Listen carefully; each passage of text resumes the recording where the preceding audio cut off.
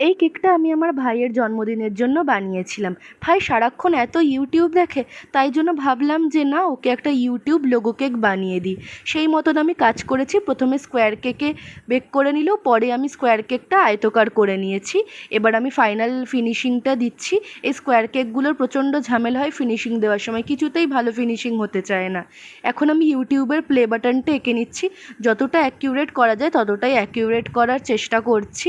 ভালো মতন প্লে বাটনটা আঁকার পর আমি সাইডে নিউট্রাল জেল ইউজ করব। নিউট্রাল জেলের সাথে আমি 2 ড্রপ রেড কালার ইউজ করেছি, তার জন্য এই রেড কালারটা চলে এসেছে। রেড ক্রিমে এত রেড কালার ইউজ করলে এই গরমে প্রথমত ক্রিমটা মেল্ট হয়ে যাবে, আর টেস্টটা না তেতো হয়ে যাবে। তাই জন্য আমি নিউট্রাল জেলটাকেই প্রেফার করেছি। যারা ফন্ডেন্টের কাজ করো তারা ফন্ডেন্ট দিয়ে কভার করলে কেকটার লুক আরও সুন্দর আসবে।